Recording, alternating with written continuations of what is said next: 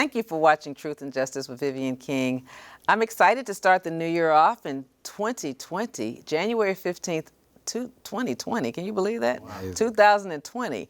And I have two great gentlemen here with me tonight. I have my routine co-host, Mr. Damion Walker with Sir Jobs and all-around volunteer, formerly incarcerated, telling his story, helping inspire and show that there's life after prison.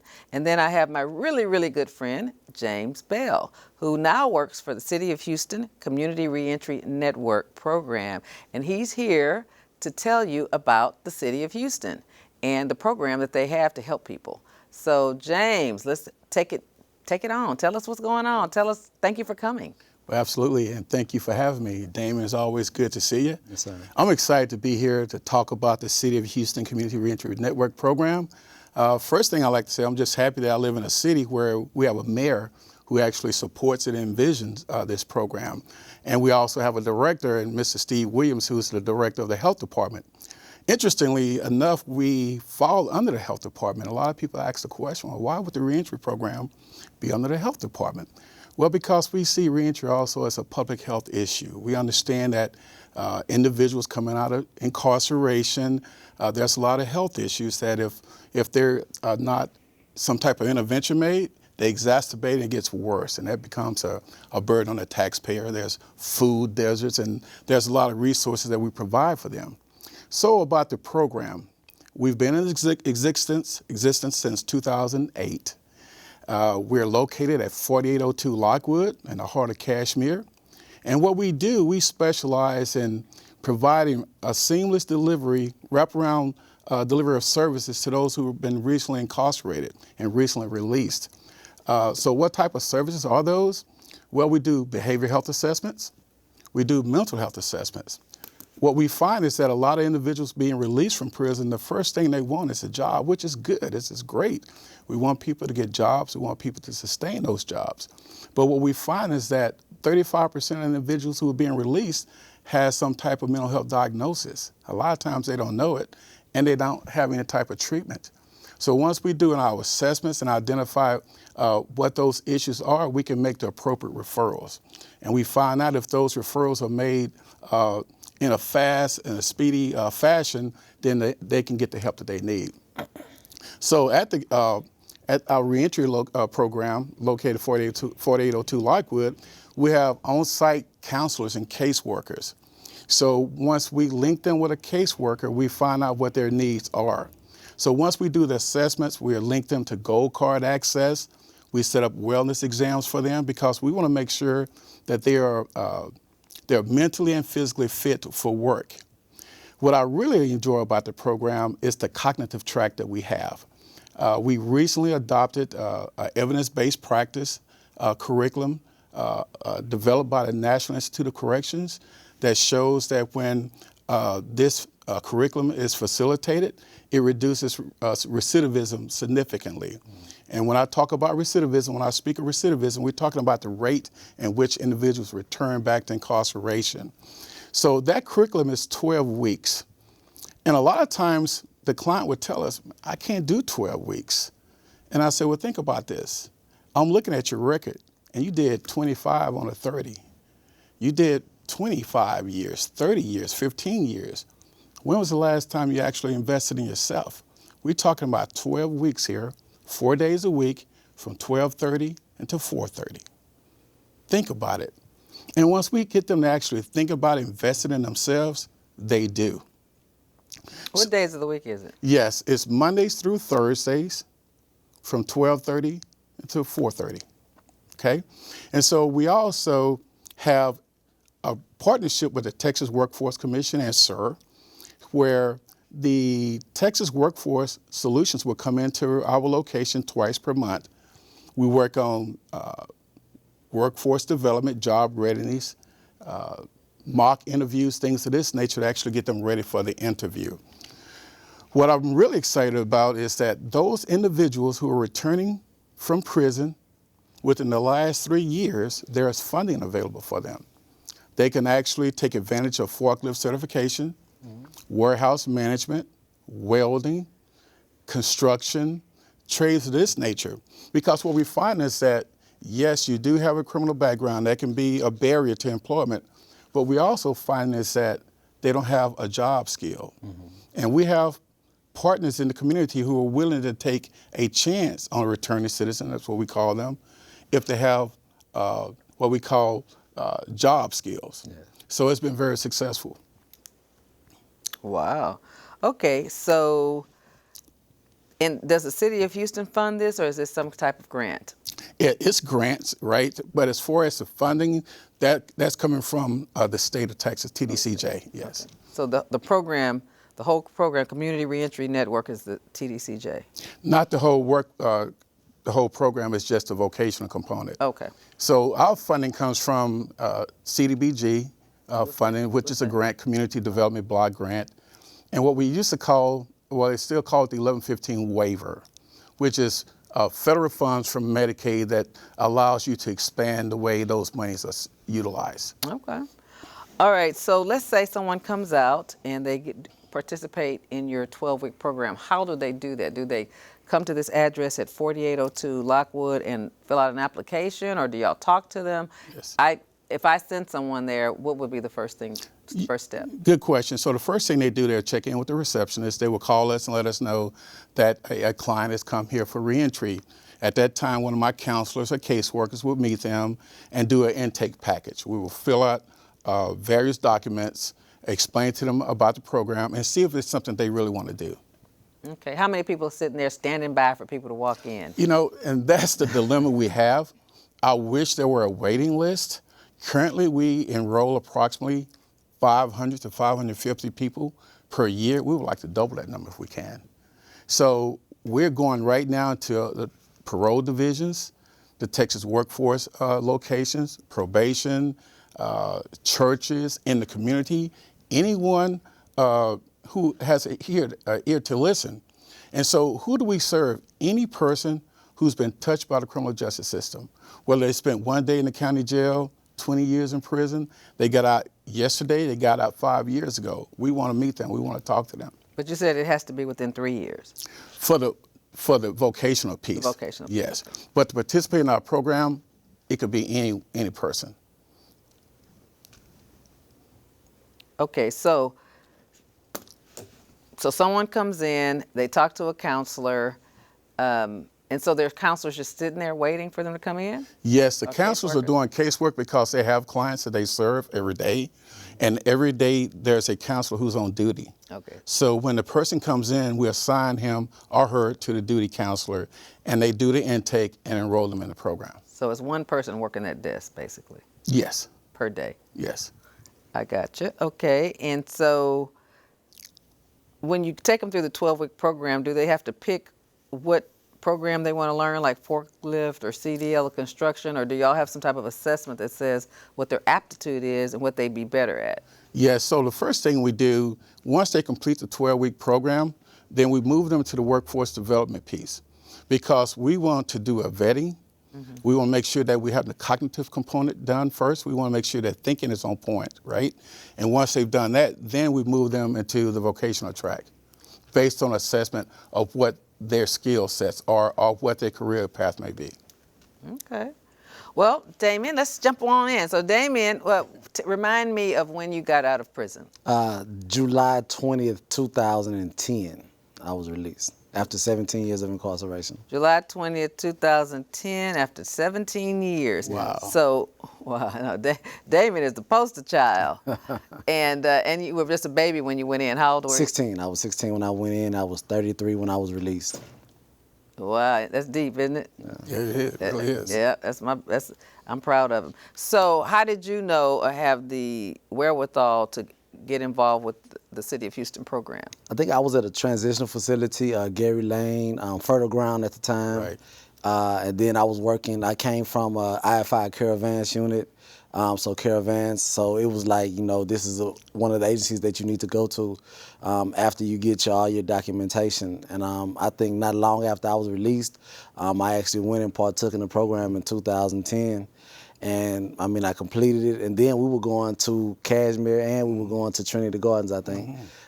So it was an excellent experience, and it really helps people like me that came out adjust back to society. Because not only are you in the group with formerly incarcerated men and women, but formerly incarcerated men and women were also the instructors too. So they can kind of tell you how you need to adjust, advise you. But then the counselors, I think that was a component that you miss in prison. You don't get a lot of counseling. So if there are certain issues that you have that the health department can actually look at, because it is a mental health issue sometimes when you come out of prison, people, you just don't know how to adjust, and things are sometimes heavy on you. And sometimes the right person can actually look at you and ask the correct question. Right. And I think that's one thing that the program was able to do for me and a couple other people was show us that we are citizens, and you can go to work, but right. you need to adjust a little bit. So slow down a little bit.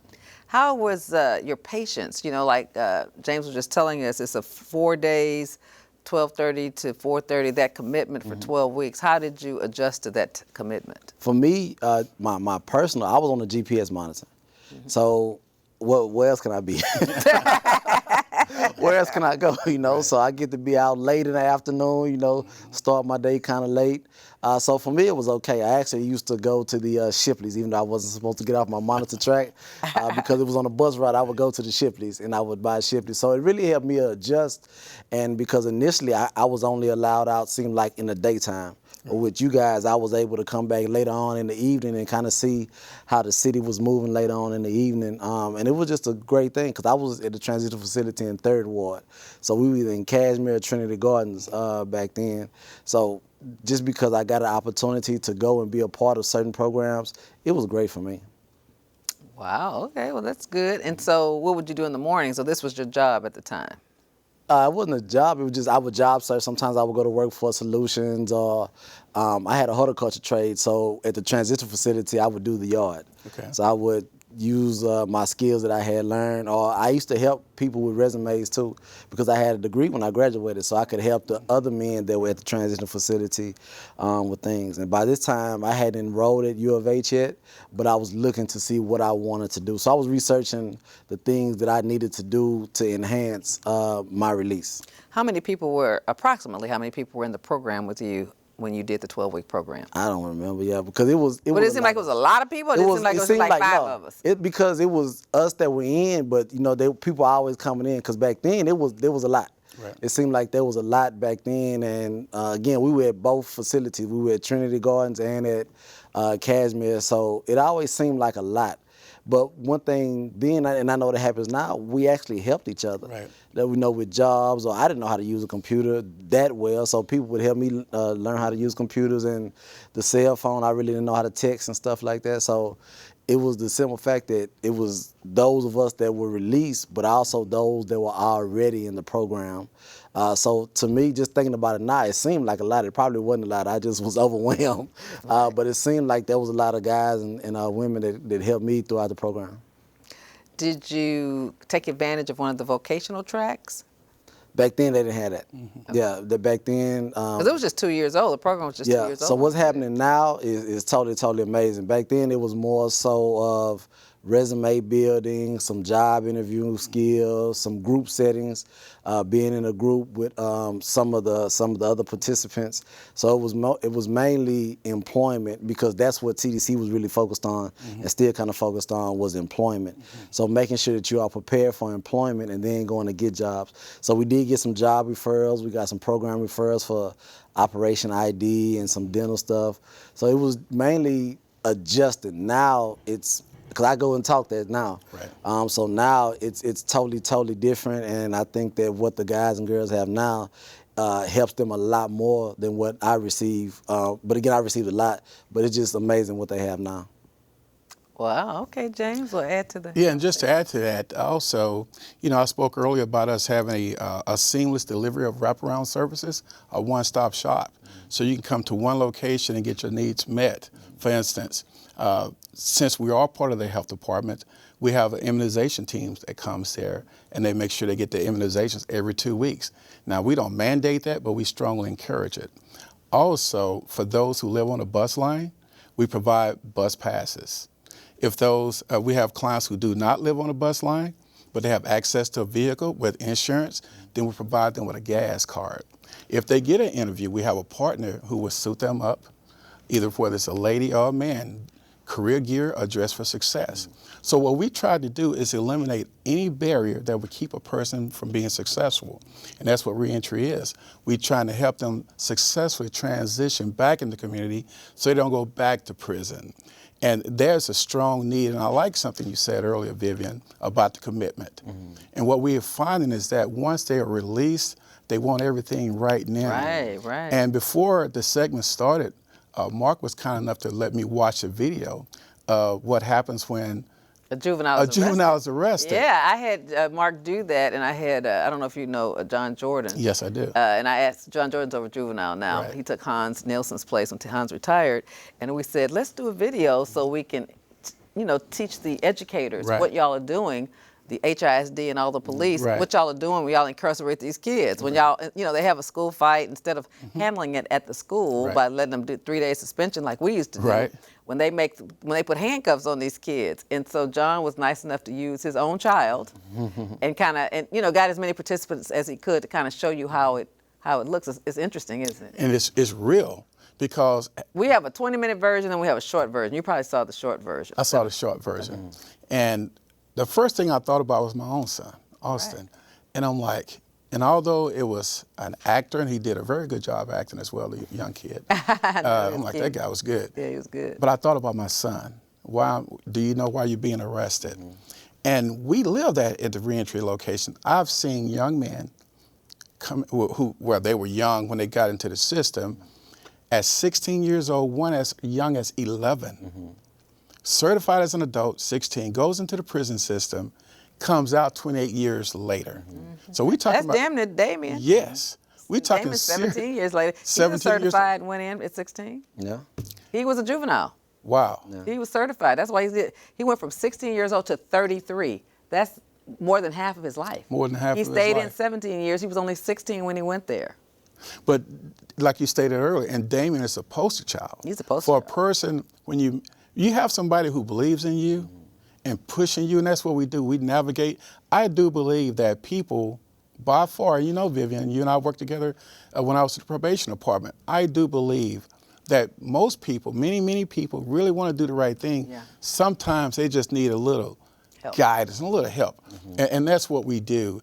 My staff, what I love about the program, 100% of the participants are not court-ordered, nor are they mandated by stipulations of parole or probation. You said 100%? 100% are not stipulated to be there. They come there because they want to help. They've heard that if we can just get to Kashmir, there are people there who care about you. And I do believe programs are great, systems are wonderful, but it's relationships that help people change behavior. And my staff is phenomenal, and you can attest to this, Damion. I agree. Not because I'm sitting here, but because it's a fact that we care about people. We're not going to judge you. We're going to meet you where you are, and your success becomes our success. And it's when we work together, and that's why we are called the Community Reentry Network Program. It's community. It's the community pulling their resources together, because there's some things that we're not good at. Employment, workforce development, that's why we have partners who do those type of things. You don't want me to give you immunization. We have partners who do those type of things, right? Now, I can dress you, but we still have partners who do those things.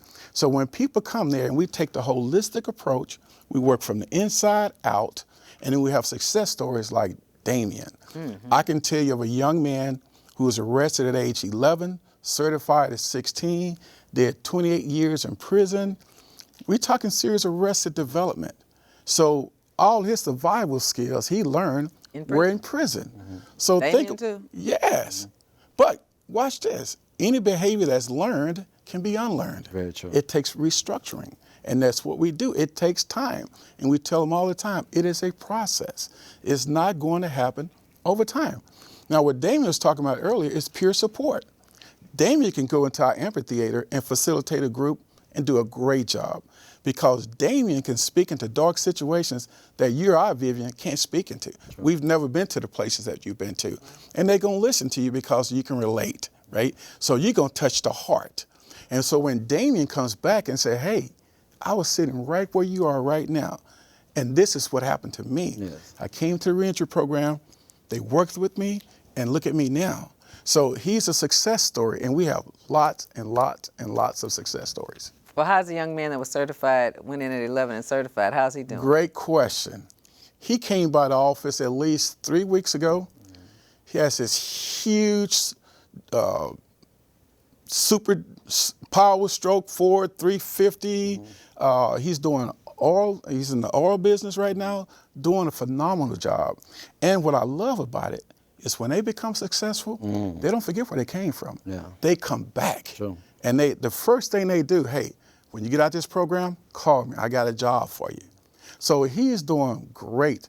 Our recidivism, after 3 years, is 13.5%. Oh, that's great. 13.5%. Yes. So we do believe that with evidence-based practices, the human component, you put those things together, you're gonna have a positive outcome. Now, you said the recidivism rate after 3 years, so it's higher at some other juncture. What is that? Yes, so statewide, it's like 38.5%. Those individuals coming out of a state jail facility is as high as 65%. So we do believe that we have something special at the Kashmir Multi-Service Center, a home of the Community Reentry Network program. We want to build on it. We want more people to hear about it. That's why we go into every place that will allow us entrance. We go in there because it's a very good secret in the heart of Kashmir. And the more people hear about it, I hope the phones blow up tomorrow. Yes. I really do. At 832-393-5467. What's the phone number? 832-393-5467. 393 54 If you want to catch the Metro there, the number 3 and the number 80 bus will get you there. It's right outside the center. So again, if you say, oh yeah, here's some more great news, Vivian, you're gonna like this. And Damion, you can appreciate this. We have partners that we will provide you, our partners will provide you up to 65 pounds of fresh produce and a meat. That partner was there today, 1 day a week. Once you come to the program, we give you a card where you can access the Houston Food Bank food pantry twice per month. So we're talking about 3 times per month, 65 pounds of fresh produce and a meat, just from being in our program. So if it's food, we got you. If it's clothes, we got you. If it's employment, we can assist you. If it's anger management, we have that for you. If you're trying to get your driver's license back because of a suspended driver's license, excuse me, I have a certified drug offender education specialist on staff who's certified to teach that class. If you need thinking for a change, we have it. If you need a GED, we have a partner on site. If you have an apartment that's listed in your name, our partner will pay $650 per month towards your rent and $250 per month towards your utilities. So again, what's the excuse? You got to tell me more than you have a felony, because I know people with felonies who is doing very good. You just have to believe in yourself and let those who specialize in this type of work, let us help you. Wow. So how long have you been doing this work? Okay, so I've been doing this work for 2 years. Okay. But when did you leave the Harris County? Because James and I worked together at Harris County for many years when I was a defense attorney and he was a court liaison officer, probation officer, basically. When he was the man, you in court and you got to get probation, you had to go talk to James Bell, because he's the one writing those conditions up and telling you what to do and where you got to report and what you better do. And violating your probation, too. He's the one typing up that motion to revoke your probation. Okay. Now, I was a big advocate. Yeah. And my thing was that people would ask me, what do you do when I work with the probation department? I say, well, my job, I keep people out of jail and prison. I'm very good at it, but you got to listen to me. Trust me when you don't even trust yourself. When it comes to these conditions of probation, follow my lead and you won't go wrong. So I retired from Harris County Community Supervision and Corrections Department after 27 years. You worked there 27 years. Oh, wow. I retired. My last day was November 27th of 2017. You're done 27 years. 27 years. Wow. And I was fortunate to get on with the city of Houston.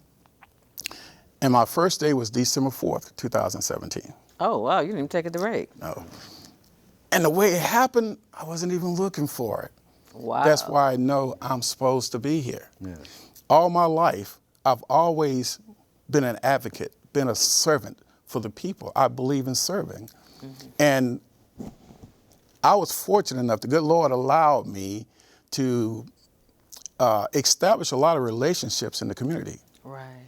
And what he was saying to me, I need for you to take everything I've allowed you to learn, all the people I've allowed you to meet, and I need for you, because you're out there at the West office of, nice out there, right? You was out there on the South side. I need for you to take all your experience, and I need you to go hang out in the garden, not the Garden of Eden, Cashmere Garden. And you're gonna serve people that you never served before, and you're gonna help them get better. I don't do it by myself. I don't try to take credit for it. I have an amazing team of counselors, trainers, a division manager, deputy directors, a director, and a mayor who supports what we do, which makes my job so easy. So easy, especially when people come and no one's making them come. Right. And I enjoy your enthusiasm for what you do, because it's fun serving people, but it can be disheartening sometimes because it's hard dealing with a population sometimes that is depressed. Yes. That has to come back into a system that they don't understand. Yes. I agree. And a lot of times some of them are negative. I don't know if the ones you have are negative, but I know a lot of people I work with used to work with were very negative. I guess maybe because I was a criminal defense lawyer, so I'm working with people when they're in trouble or have to get out of trouble or soon to be getting out of trouble. And so, they feel defeated. Right. So I guess with you, at least they're out so they can be optimistic. Yes. And we embrace that optimism and we build on it. We see value in them when they don't see value themselves. Good. And sometimes I like to think that I want to contaminate you with goodness, with positivism. And so when you come into our environment, we hear people say it all the time. It's just something about your staff. It's something I feel here. They are very inviting. And again, I will brag on them 7 days a week and twice on Sunday. Because, see, it's passion. It's the passion that drives the change, which fuels the train. And my staff has a lot of passion, and it's contagious. And people, even a dog knows the difference from being kicked and tripped over.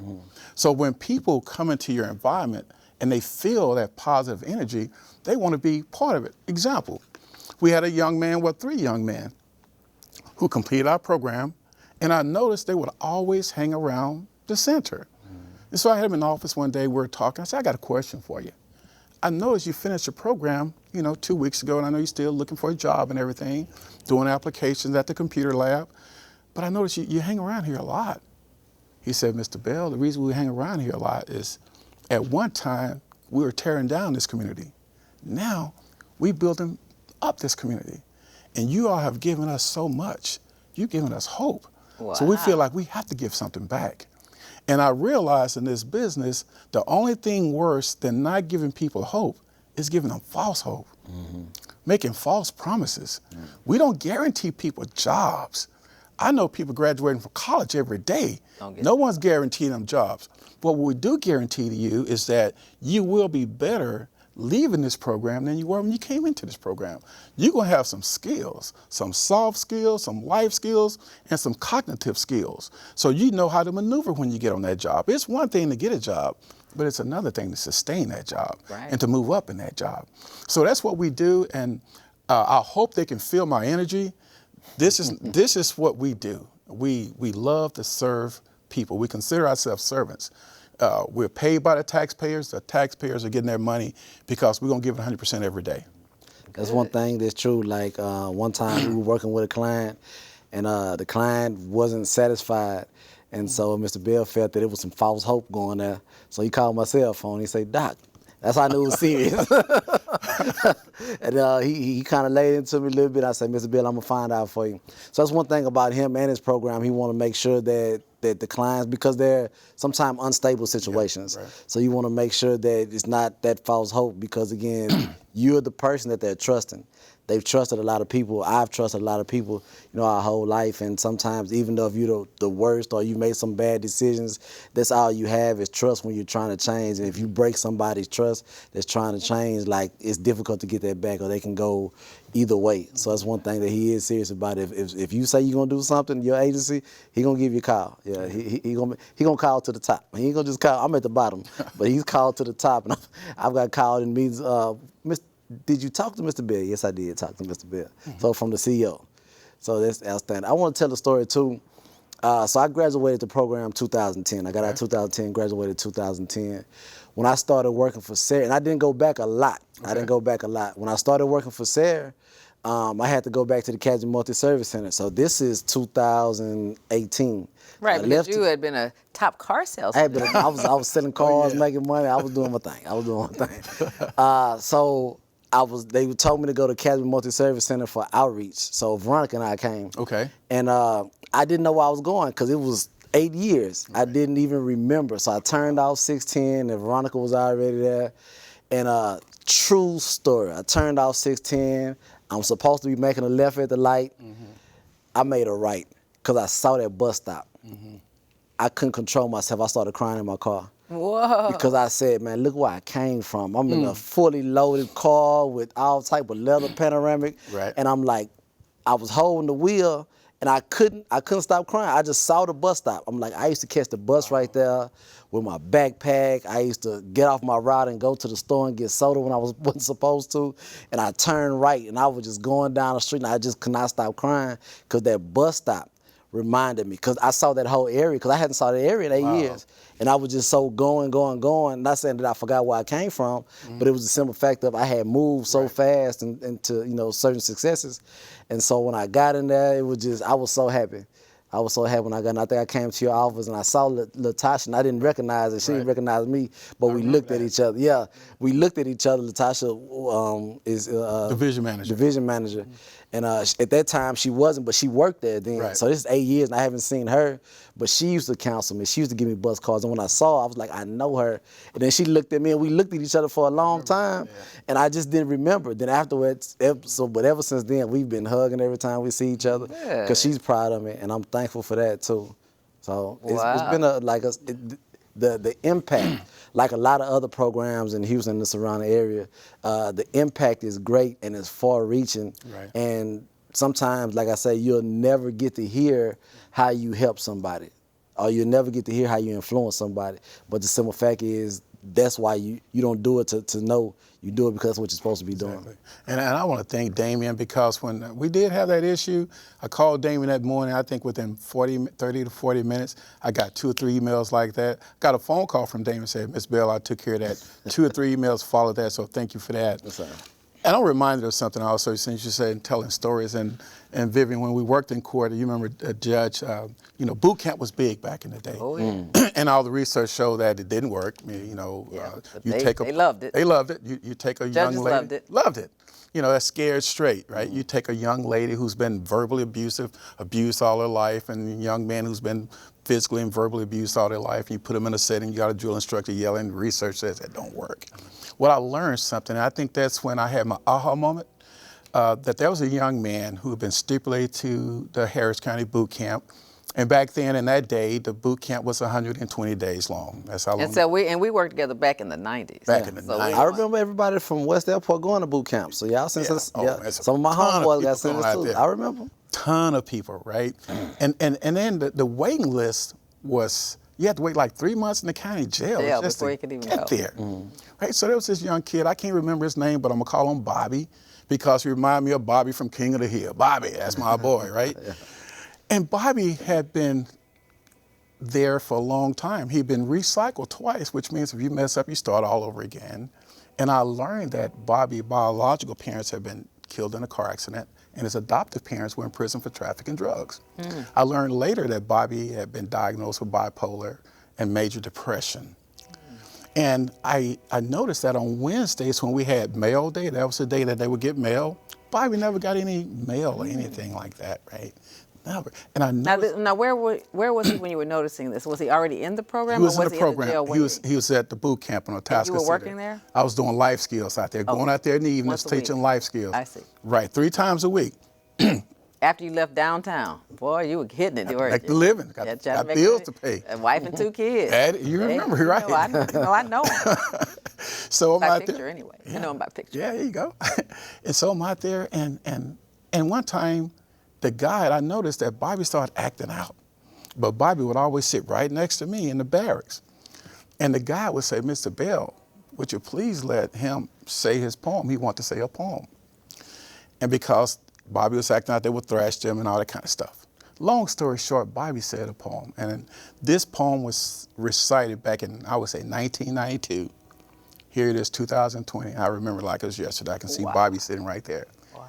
And it tells you we really don't know what's going on in a person's life until you get to know what's going on in a person's life. Yeah, he was in pain. He was in pain. He was in pain. I know. You know, I dealt with death as a child, so I understand. Wow. He was in pain. A lot of pain that I never imagined. Yeah. But the poem goes like this. It was called A Letter, Letter, because he never got letters. Mm-hmm. It goes like this. You can never know what a letter can mean until you've been where I've been and seen what I've seen. I'm confined to a world behind 4 walls where nobody writes and nobody calls. I wake up, I fall asleep, and I wake up alarmed that my family and friends have all been harmed. Just dreams I realize as I come to my senses and look out the window at chain link fences. Mail day, they say, but none for me today. Not a letter, a note, or even a card. When nobody writes, it makes my time so hard. So take this time and write me a letter. To you it's not much, but it makes me feel better. You can never know what a letter can mean until you've been where I've been, seen what I've seen. Wow, that's deep. That's deep, and it's deep that you remembered that poem. That says it all. Changed my life. It says it all. We see a SPIN number, a CGIS number, a SID number, a FBI number, a DPS number, a HPD number, a Harris County Sheriff Office number. So when you're in the system, you're in the system. But I see a person. I see somebody's son, somebody's daughter, mother, grandfather. Until we start seeing people like that and start treating people like the humans that they are, treating the behavior, then we're not, that's where it starts. That's why we need people in our program, because we believe that a person has the capacity to change. We believe the capacity is there. We want to help them make that change. And let me tell you what's something, I don't know if you know this about me, but one of the things I can relate to, and one of the reasons why I was so passionate about the criminal law that I did, because my banking had been in business, so I could have gone and made a bunch of money as a business lawyer, but I got somehow hoodwinked into doing prosecution, and then spent 22 years doing criminal defense. But one of the things I was so passionate about was because my life could have been their life. You know, my mother died young. I lived with different relatives, basically not formally, but it was the same as foster family. And at 17, I just said, hey, I'm from San Antonio. I had figured out an escape route. And so it was like, just take me to Houston. It's 3 hours away. I'll figure out how to live. And in the dorms, I was at University of Houston in 76 when I came here. In the dorms, I'm living with all these people who are loved, who are coddled. I don't get a phone call. I don't get a letter. They get care packages. On the weekends, they're all sneaking back to Fort Worth or Dallas to see their little high school boyfriends at a 9 college. I'm sitting there answering the phone, lying for all of them, thinking, oh, I wish somebody called me. Yeah. And I had seen everything. When my mother died, I'd been in the street, seen the dope, seen people get killed. Just by the grace of God, I took a different turn. I was doing the same things they were doing, but by the grace of God and my mother being my angel, and I know watching me and wanting more for me, I had an epiphany as a young girl, just doing some wrong stuff. Something came over me, and I think I started hallucinating and I saw my mother in a casket with wings, just kind of trying to speak to me. And I said, you know what? Today's got to be the day I stop. Today has got to be the day I'm not going to do drugs. I'm not going to do wrong. I am going to be the person that she thought I was when she died and left me. And I asked a few of my aunts were beauticians, so I asked a few of their customers who were teachers, what can I do? How can I escape this? And a couple of them told me, and I followed that route. It might not have been the best route, but it was the only route I knew. Right. And always thought of her as my angel watching me and me trying to make her proud. I just, I had to kind of realize, but, I'm a little smarter than most people. And I'm a deep thinker, but I was thugging out. But I had to think about, you can change your life and you can change your destiny. And I had to think of my mother as not being mad at the world for her dying and angry because everybody had something that I didn't have, because, there's a lot of anger. Yes. I had to say, you know what? She's my angel in heaven. Jesus died so we could live. Right. So maybe she died so I could live. Right. You know what I mean? Because we lived in a very violent environment. And so I said, she died so I could live. So I just thought of her as my Jesus. I had to reprocess in my mind how to live with this and not be angry. And I was always very sensitive to the women and the men incarcerated and used to spend a lot of time with them, and people didn't know why, but this was why. Right. After church, I would go and I would take the sermon notes at Windsor Village up to the church every Sunday. I did that for years, ministering them, helping men be men. People who, I don't know how to make a man be man, but if they had parents in prison, they're thinking you got to rob somebody to get enough money to get McDonald's to feed their kids or themselves, and not thinking there's another way to do it. And I spent a lot of time, I guess, basically teaching people life skills or to find something inside of them to make them want to be better and make somebody be proud of them, even if that person's in heaven. Right. You know what I'm saying? At this time, were you still learning your life skills, though, because you still were young, too? It took me years. It probably took me until I was 30 to get over my mother died. And I graduated from college at 21.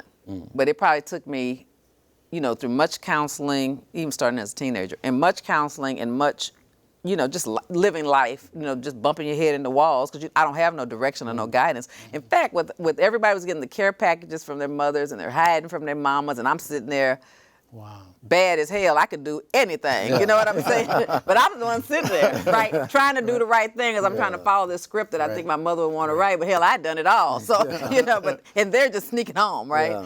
I just finally took one of my aunts and I said, you know what? And I had a real breakdown at one point. And I called my aunt. I said, would you just act like my mother and send me something? Similar to that guy. I said, would you just act like it?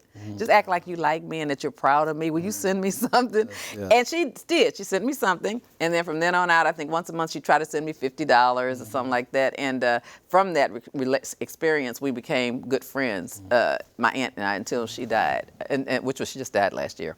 But until she died, we kind of become kind of surrogates to each other because her daughter had died the same year my mother died. So she wasn't, I didn't live with her, primarily. So, you do have to find substitutes for what you want. And when people are hurting, they act out, they're angry, because there's a lot of anger. It's like, why don't I have what everybody else has? Whatever that is. So I can relate to that guy's pain because he wrote about it. Yes. You know what I mean? He wrote about it, and I understand it. And that's why I spent so many years helping my clients. I did 12 years of just court appointments. You knew me when I used to do court appointments. And but I built a big practice from it because I actually cared. Yeah. And I did a lot of things that I didn't get paid for. So from that, my reputation grew as a fighting lawyer. But you knew me then. Oh yeah. Vivian would advocate. I can see her right now back in the wholesale making deals for everybody. Yeah. Come on, Chloe. Oh yeah, he's called Chloe. His nickname, his probation title was Court Liaison Officer, so everybody called him Chloe. Yeah. The initials. But she would make it happen for the clients. And I had a great career, no regrets with the county. One thing I really enjoy about the work I do now, we see real life transformations occurring every day. And I know, so since you put it out there, I'm going to ride on that. I'm going to ride it, baby, ride it. I give all praise to God, Jesus Christ. You got to. But I'm not preaching to people over there, but we're doing ministry work. And we tell staff, hey, we're doing God's work here. And ministry comes in a lot of forms. It comes in a lot of forms. Yeah. These are his sheep too. Let me just tell you what's fascinating to me, because I'm not from Houston, so nobody knows me other than the work I've done. I came here to go to college. I was at my house, and a guy came over to put a TV up.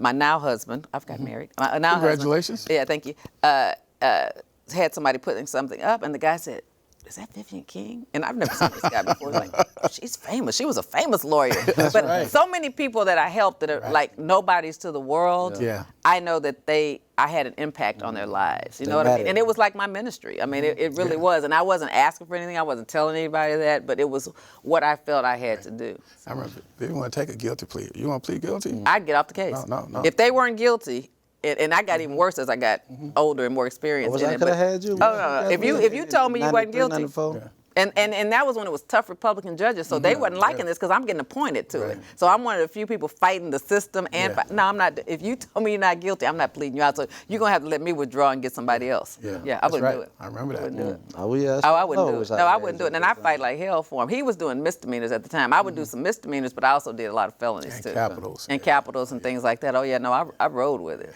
And if I don't care what the stakes were. If you said you didn't do it, We wrote, yeah.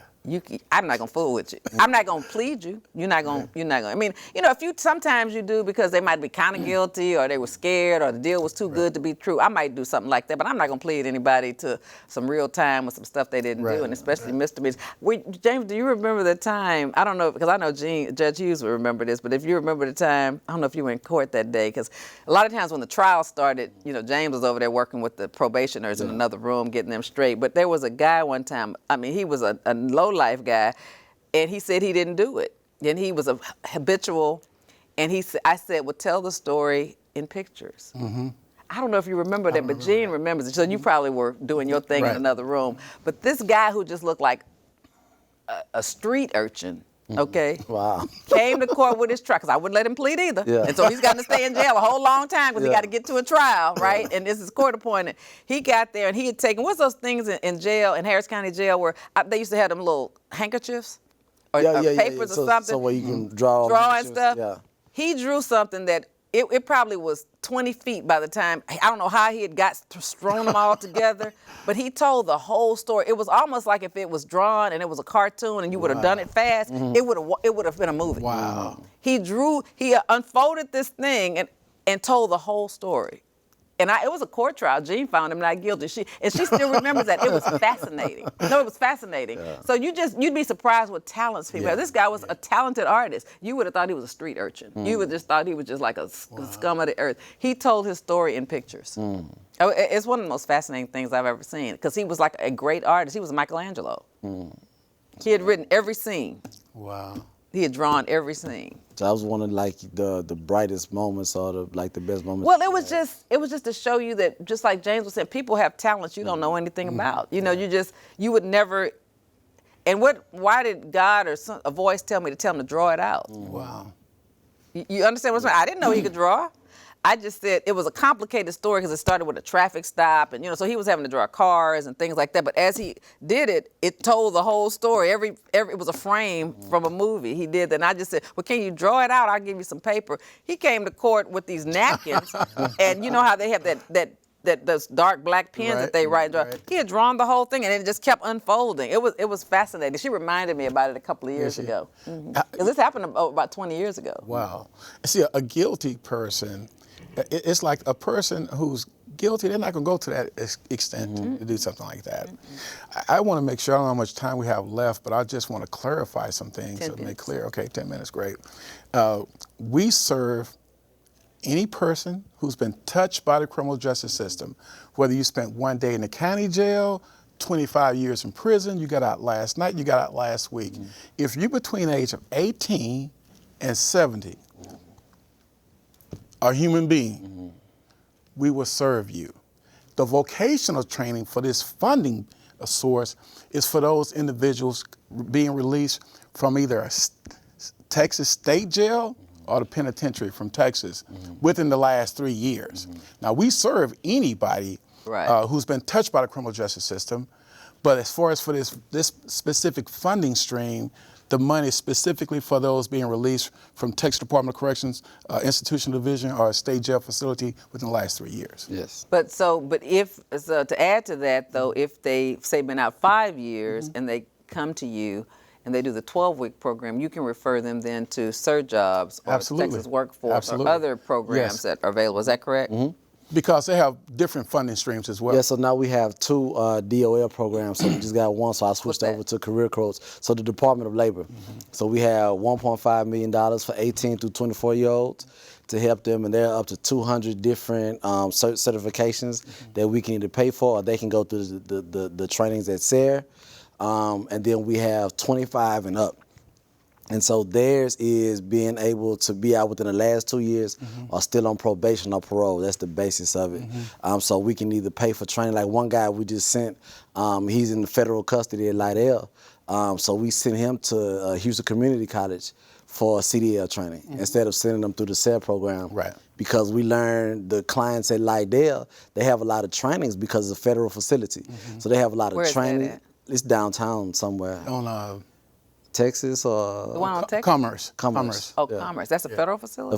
the federal halfway How did I house. know? Oh, it's a halfway house. Yeah, so federal halfway house. So because these particular clients have fines and they have more classes they have to go to adhere to their parole stipulations, we have to adjust the way that we work with them. You can't work with them the same way that you work with a TDCJ. Somebody's been released from TDCJ.